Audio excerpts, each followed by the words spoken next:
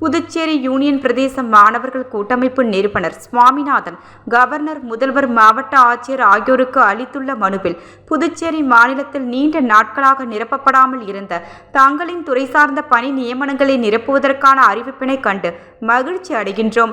அதேவேளையில் அரசு பணி என்பது கனவாகி போன புதுச்சேரி மாநிலத்தில் தாங்கள் எடுக்கும் முயற்சி வேலை வாய்ப்பில்லாத அனைத்து இளைஞர்களுக்கும் சம வாய்ப்பை வழங்க வேண்டுமென்ற கோரிக்கையை தங்கள் முன் சமர்ப்பிக்கிறோம்.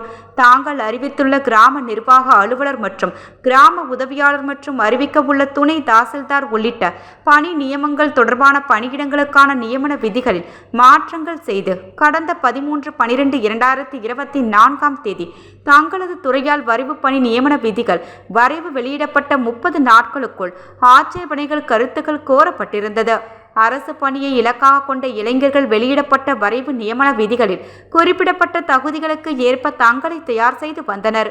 5 மாதங்கள் கடந்துவிட்ட நிலையிலும் தற்போது வரை வரைவு நியமன விதிகள் இறுதி செய்யப்பட்டு அரசிதழில் வெளியிடப்படவில்லை என்பதனை தங்களின் மேலான கவனத்திற்கு கொண்டு வருகிறோம்.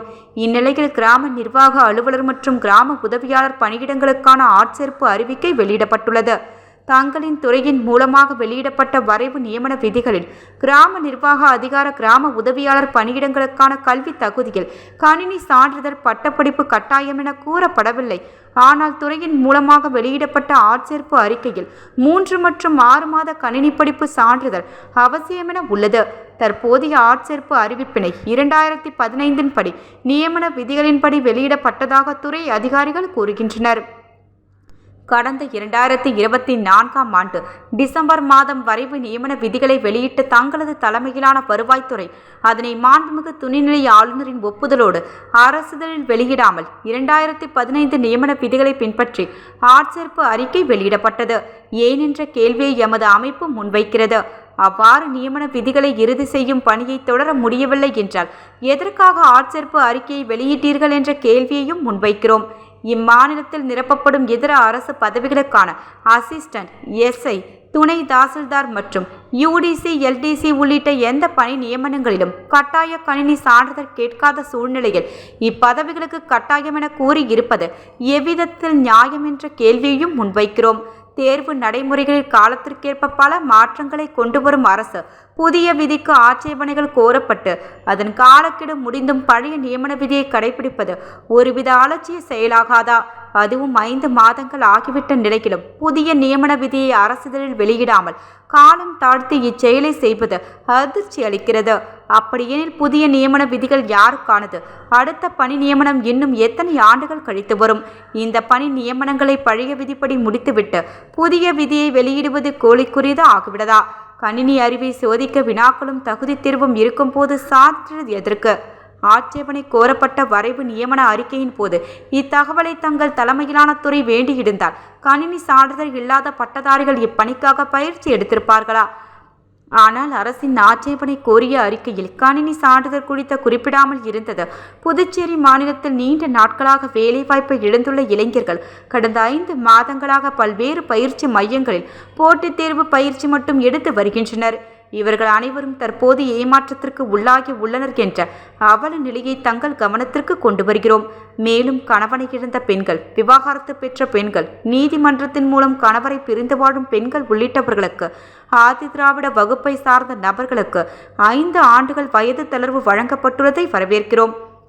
அதே நேரத்தில் எம்பிசி, ஓபிசி, இபிசி, பிசிஎம் உள்ளிட்ட சமூகத்தை சார்ந்த இதுபோன்ற பெண்களுக்கு இந்த வயது தளர்வு மறுக்கப்பட்டதற்கான காரணம் என்ன என்ற கேள்வி தங்களை முன்வைக்கிறோம்.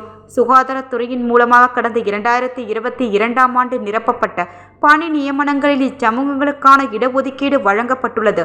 மேலும் 2015 நிரப்பப்பட்ட பல துறை பணி நியமனங்களில் 3 ஆண்டு வயது தளர்வு பாதிக்கப்பட்ட இப்பெண்களுக்கு வழங்கப்பட்டுள்ள நிலையில் தங்கள் துறையின் மூலமாக நிரப்பப்படும் கிராம நிர்வாக அதிகாரி மற்றும் கிராம உதவியாளர் பணி நியமனங்களில் பாதிப்புக்குள்ளாயிருக்கும் இச்சமூக பெண்கள் புறக்கணிக்கப்பட்டது ஏன் என்பதை ஆய்வு செய்ய வேண்டுமென கேட்டுக்கொள்கிறோம். இடபிள்யூஎஸ் இடஒதுக்கீடு உரிமைகளை கோர முடியாது என்பதனை தங்களின் மேலான கவனத்திற்கு கொண்டு வருகிறோம். தங்களது ஆட்சேர்ப்பு அறிவிப்பினை இது தொடர்பாக ஆய்வு நடத்தி இடங்கள் ஒதுக்கீடு செய்யப்பட்டுள்ளதா என்ற கேள்வியையும் முன்வைக்கிறோம். கடந்த 2015ஆம் ஆண்டு காலத்திலிருந்து காலியாக இருந்த பணி நியமனங்களில் 10% இடஒதுக்கீடு என்ற அடிப்படையில் முழுமையாக வழங்காமல் 2019க்கு பின்பாக உருவான காலி பணியிடங்களில் 10% இடஒதுக்கீட்டை மட்டுமே அவர்களுக்கு வழங்க வேண்டுமென்ற கோரிக்கையையும் வலியுறுத்துகிறோம். நீண்ட நாட்களாக அரசு பணி நியமனமே இல்லாமல் இருந்த புதுச்சேரி மாநிலத்தில் சி பிரிவில் பணி நியமனம் தங்கள் துறையில் நடக்க உள்ளது. இந்த பணி நியமனத்தில் 2 ஆண்டு கால வயது தளர்வு வழங்கி உதவினால் புதுச்சேரி மாநிலத்தில் நீண்ட நாட்களாக பணி நியமனமே இல்லாமல் காத்திருக்கும் ஏழை இளைஞர்களுக்கு பணிக்கான தேர்வில் பங்கு பெறும் வாய்ப்பை உருவாக்கும் என்பதனை தங்களின் மேலான கவனத்திற்கு கொண்டு வருகிறோம். மேலும் தேர்வுக்கான பாட முறைகளை அறிவித்துள்ள தாங்கள் அதில் எந்தெந்த பாடத்தில் எத்தனை கேள்விகள் கேட்கப்படும் என்பதை குறிப்பிடாமல் 100க்கு 100 என்று குறிப்பிட்டு இருப்பது பல்வேறு துறைகளில் பயின்று தேர்வெழுத உள்ள தேர்வாளர்களுக்கு மிகப்பெரிய குழப்பத்தை உருவாக்கும். மேலும் இது போன்ற நடைமுறையை எந்த ஒரு மாநிலத்திலும் கடைபிடித்தது இல்லை என்பதை தங்களின் கவனத்திற்கு கொண்டு வருகிறோம். எனவே மேற்கூறிய எமது அமைப்பின் கோரிக்கைகளை பரிசீலனை செய்து சம வாய்ப்புகளை உறுதி செய்து சமமான நியாயமான தேர்வினை நடத்தி தகுதியானவர்களை தங்களது துறைக்கு தேர்வு செய்ய வேண்டுமென கேட்டுக்கொள்கிறோம் என தெரிவிக்கப்பட்டுள்ளது.